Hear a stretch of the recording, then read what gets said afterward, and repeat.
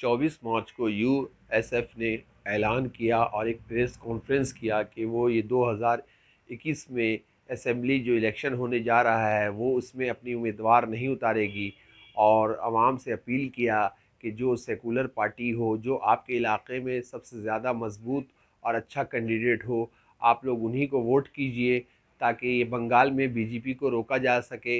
इसमें ख़ास करके वली रहमानी और राफ़ी सिद्दीकी वगैरह प्रेस कॉन्फ्रेंस को कर रहे थे और वहाँ पे काफ़ी लोग मौजूद थे। मैं मोहम्मद जावेद ख़ान, JKV, कोलकाता न्यूज़। तो हमने ये डिसाइड किया है, यूएसएफ ने ये डिसाइड किया है कि हम इलेक्शन नहीं लड़ेंगे। ये বিজেপির বিরোধিতা করছি। আমরা বিজেপিকে আটকানোর জন্যে যা করার আছে আমরা তাই জন্যে এত বড় কোরবানি দিয়েছি कि আমরা কোনো সিটে লড়ছি না এবার।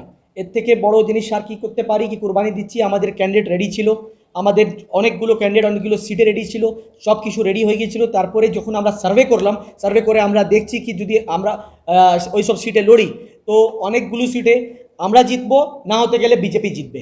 তো সেই জিনিসটা আমরা সেই কি বলে বদনামিটা আমরা নিতে চাই না ফার্স্ট অফ অল। আর যে আমাদের মূল উদ্দেশ্য ইউএসএফের कि আমরা বিজেপিকে আটকানোর জন্য যখন সামনে এসেছি তো বিজেপিকে আটকানোর জন্য যদি কুরবানি দিতে হয় আমরা কুরবানি দিচ্ছি।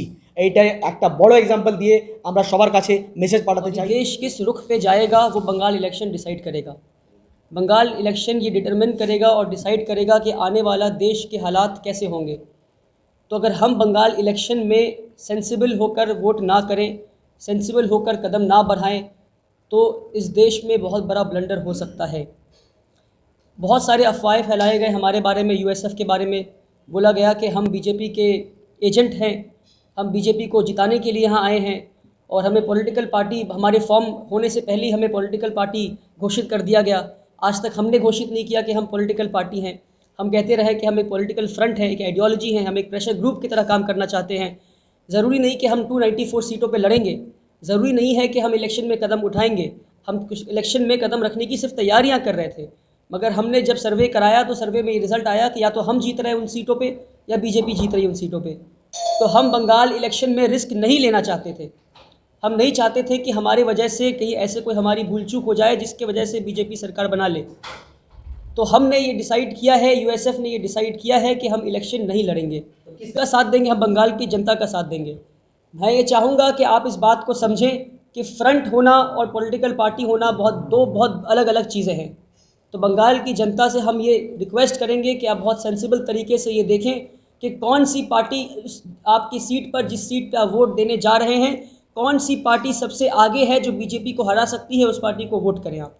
ये हमारा मैसेज है बंगाल की जनता से। आप किसी पार्टी को सपोर्ट नहीं कर रहे हैं, हम पब्लिक को छोड़ दें जिसको चाहे वोट दें। जी बिल्कुल माइनॉरिटीज के मुद्दे पर जी। और कुछ ही सीटों पर जीते, यहाँ पर टीएमसी या कोई भी पार्टी जीती जी। जितने बाद माइनॉरिटीज के लिए काम करते हैं। जी अब आप इलेक्शन नहीं लड़ रहे बीजेपी को हराने के लिए, जी। तो बीजेपी को हराने के लिए अगर आप इलेक्शन नहीं लड़ रहे तो फिर माइनॉरिटीज का क्या होगा वेस्ट बंगाल में? बहुत अच्छा सवाल है आपका, बहुत सवाल है कि हम बीजेपी अगर आ जाए, हमने आपसे बताया कि हमने सीटों पे सर्वे कराया, जिन सीटों पे इलेक्शन लड़ रहे थे, सर्वे कराने से हमें ये मालूम चला कि हमारे जीतने से, हमारे लड़ने से या तो हम जीत रहे हैं या तो बीजेपी जीत रही है। कांटे की टक्कर उन सीटों पे। तो अगर हमारे लड़ने से बीजेपी जीत जाए उन सीटों पे और बीजेपी सरकार बना ले तो माइनॉरिटीज़ का क्या होगा, ये सवाल आपसे हम पूछ रहे हैं।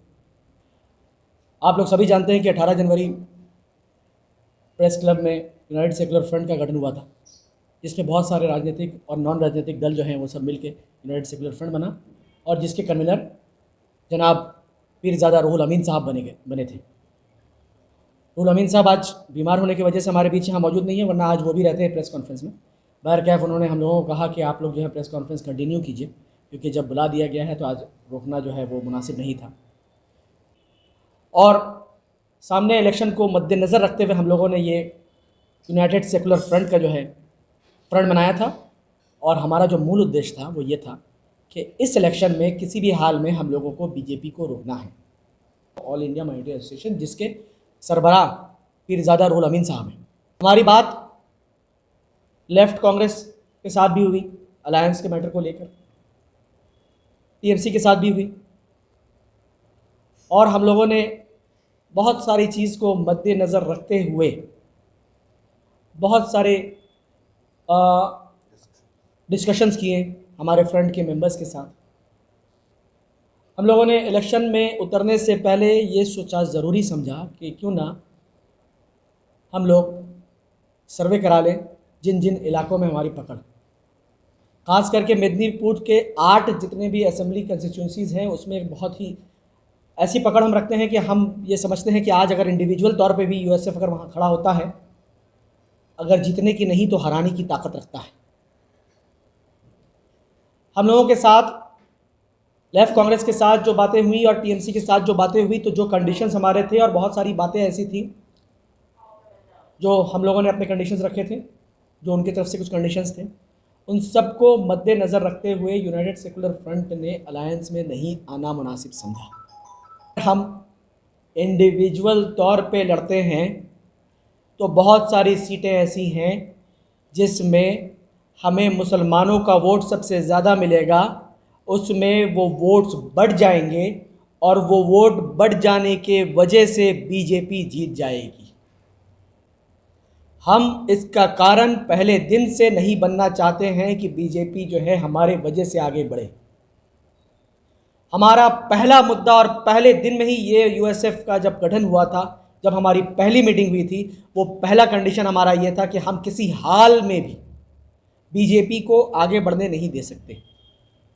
इस वजह से हम लोगों ने ये फ़ैसला किया है कि कुर्बानी सही, हम न लड़ना पसंद करेंगे, मगर बीजेपी को किसी हाल में भी फ़ायदा कराना मुनासिब नहीं होगा हमारे लिए। तो यूनाइटेड सेकुलर फ्रंट ने यह फ़ैसला किया है कि 2021 असेंबली इलेक्शन में हम कोई भी कैंडिडेट्स नहीं दे रहे हैं। हम आप लोगों के चैनल के माध्यम से लोगों से ये अपील करना चाहते हैं, बंगाल की जो सेकुलर जनता है, हम ये समझते हैं कि बंगाल की जनता पूरे हिंदुस्तान में इससे ज़्यादा सेकुलर जनता न कोई है, न था, न रहेगा।